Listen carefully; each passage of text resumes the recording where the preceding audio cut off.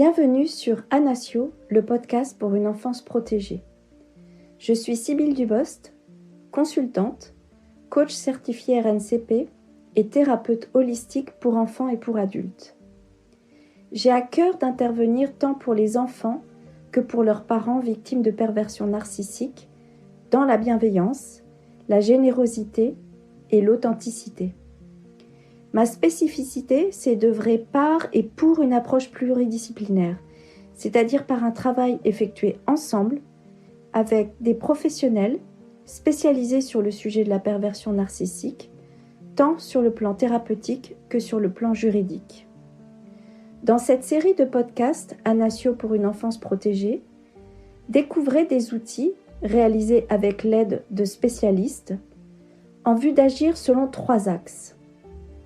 Un premier axe pour identifier et comprendre tout ce qui touche à la perversion narcissique. Un deuxième axe pour s'en sortir par un accompagnement global, à la fois thérapeutique et juridique. Et un troisième axe en vue d'aller sur le chemin du bien-être. Le podcast est publié un mercredi sur 2 sur toutes les plateformes audio, Spotify, Deezer, iTunes, Apple Podcasts et sur mon site anasio.fr. Dans les précédents podcasts, nous avons vu qui était le pervers narcissique, quel était son fonctionnement, ainsi que ses techniques de communication. Nous avons vu qu'il agissait de la même manière, que ce soit vis-à-vis de l'autre parent ou bien de ses propres enfants. Aujourd'hui, je vous propose d'aborder ensemble enfants de pervers narcissiques, quels sont les impacts. Je vous souhaite une bonne écoute.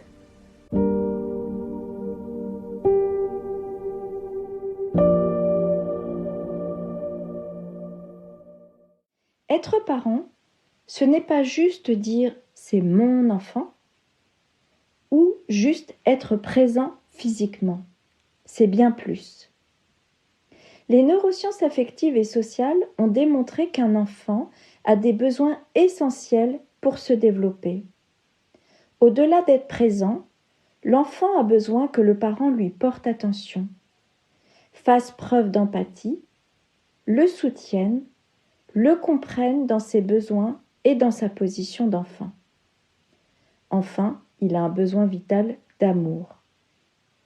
Grandir avec un parent pervers narcissique a des effets délétères. Il en va de la construction même de l'enfant et de son cerveau à court et plus long terme. Alors, enfant de pervers narcissique, c'est qui ? Quels sont les besoins de l'enfant en général dans sa construction ? Quel est l'impact pour un enfant d'avoir un parent pervers narcissique ? Enfin, quelles sont les solutions ?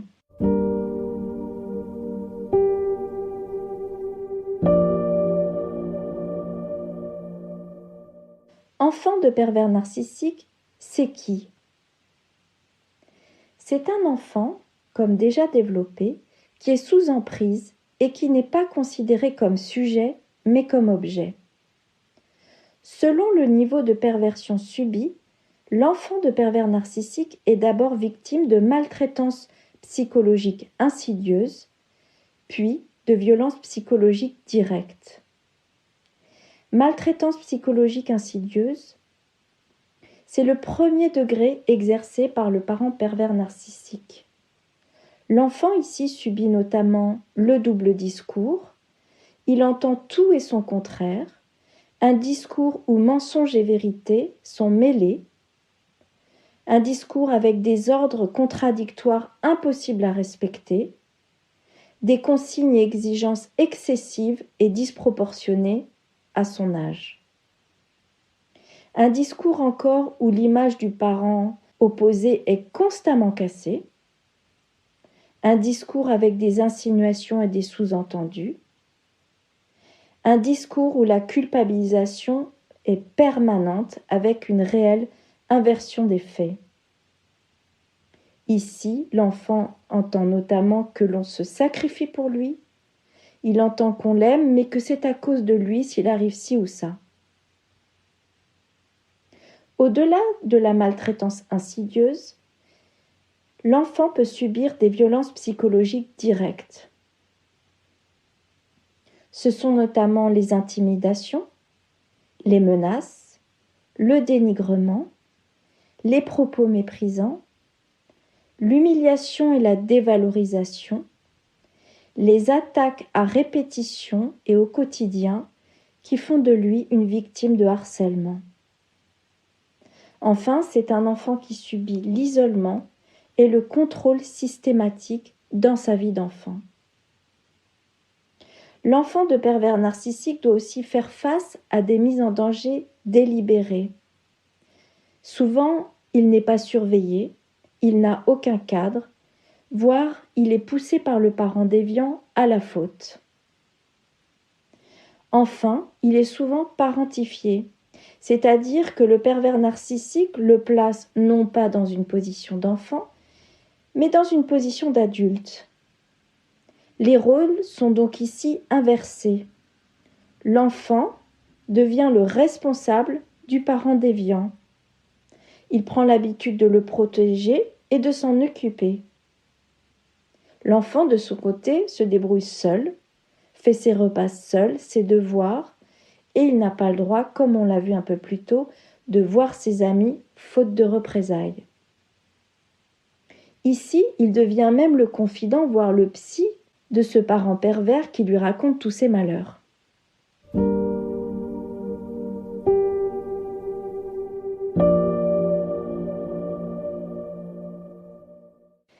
Quels sont les besoins d'un enfant pour son bon développement ? Maslow distingue 5 types de besoins pour tout être humain. Des besoins physiologiques, c'est-à-dire boire, manger, dormir.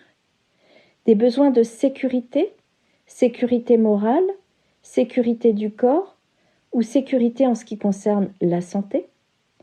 Des besoins d'appartenance, où on retrouve le besoin d'amour et d'amitié.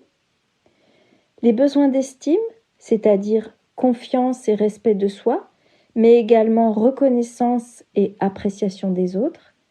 Et enfin, le besoin de s'accomplir, c'est-à-dire de se réaliser et de donner du sens. L'enfant, dès le plus jeune âge, a des besoins essentiels pour son bon développement. Il a un besoin de sécurité qui est fondamental. John Bowlby, psychiatre et psychanalyste, a développé la théorie de l'attachement. Son principe, c'est qu'un jeune enfant a besoin de développer une relation d'attachement avec au moins une personne qui prend soin de lui de façon cohérente et continue pour connaître un développement social et émotionnel normal. Il définit 4 types d'attachement. L'attachement secure, l'attachement insécure, l'attachement ambivalent et enfin l'attachement désorganisé. La qualité de l'attachement dépend de la manière dont l'adulte, la plupart du temps le parent, le père ou la mère, répond aux signaux émotionnels de l'enfant. Dans l'attachement secure, le parent réagit avec l'enfant. Il se montre sensible, attentif, stable et soutient son enfant. Le parent est présent pour le réconforter, le protéger en cas d'agression.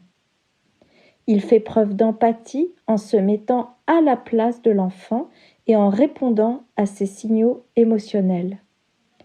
L'enfant se construit donc avec une base de sécurité solide. Il acquiert alors confiance en lui, sécurité qui lui permet d'aller explorer son environnement, et il développe son autonomie. Il se développe donc de manière harmonieuse. Dans l'attachement insécure, que l'on appelle aussi évitant, le parent se montre distant. Il réagit peu aux besoins de l'enfant, il le rejette, le critique, voire réagit avec colère. L'enfant se construit donc en expérimentant le rejet. Il met un couvercle sur ses émotions. Il est isolé émotionnellement. Il va donc se construire seul, dans le stress, dans la peur du monde et parfois dans l'auto-agression. Pour l'attachement ambivalent, De manière très simplifiée, il s'agit du parent qui, un coup est présent, un coup est absent, et où il y a une incohérence totale dans les réponses. L'enfant se développe donc dans le stress et l'insécurité. Enfin, pour l'attachement désorganisé, le parent réagit de façon imprévisible, faisant peur à son enfant et souffrant souvent d'addiction. L'enfant se construit donc dans une grande anxiété, mais également dans la tristesse. Il en résulte qu'il sera soit passif, voire figé, et en réelle situation de détresse, soit en situation d'aller chercher à l'extérieur la sécurité auprès d'inconnus. Il aura une très faible estime de lui-même. À répétition, l'attachement désorganisé peut engendrer des troubles dissociatifs, voire une personnalité borderline. En conclusion, l'empathie a un rôle essentiel dans le bon développement de l'enfant. Il lui permet d'acquérir confiance en lui, estime de lui, de bonnes relations avec les autres et un bon équilibre émotionnel. L'enfant a besoin que le parent lui porte attention, le soutienne et le comprenne dans sa position d'enfant. Il a également un besoin vital d'amour. À l'inverse, l'absence d'empathie et de prise en considération de l'enfant, de ce qu'il est et de ses émotions, va créer un développement insécurisé de l'enfant qui va développer des troubles du comportement. Alors, qu'en est-il pour un enfant de pervers narcissique ?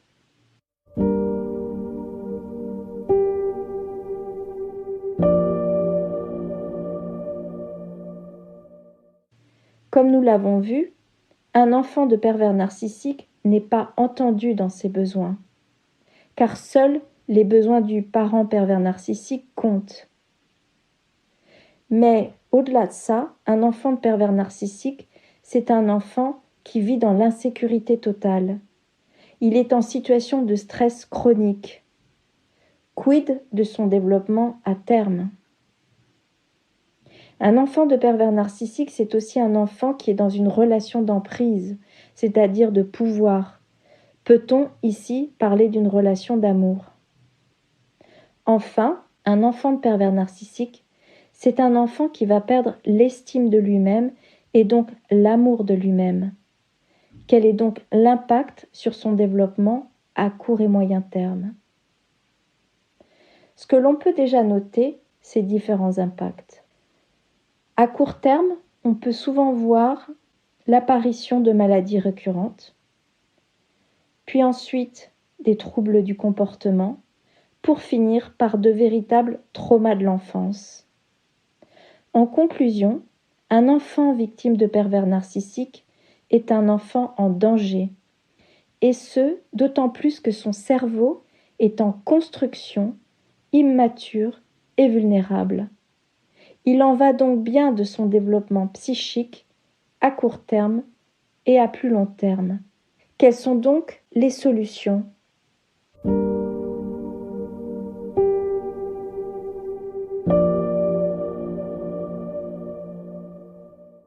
Dans un premier temps, il convient de protéger cet enfant, car il est vulnérable. Ensuite, il serait bon de le faire accompagner, dans tous les cas sur le plan thérapeutique, par des médecins, psychanalystes, psychiatres et des spécialistes de la perversion narcissique. Il en va de son bien-être à court terme, mais également à plus long terme, afin qu'il ne reproduise pas plus tard ces mêmes schémas pervers. Enfin, il serait bon de faire en sorte qu'il puisse se développer avec un parent ou une figure d'attachement sur laquelle il pourra s'appuyer et se développer, et ce, de manière durable. L'enfant a besoin d'une figure qui soit respectueuse de son bien-être, ouverte, sécurisante, non jugeante. Il a également besoin d'un pilier qui lui mette un cadre et qui sache lui dire non quand il le faut.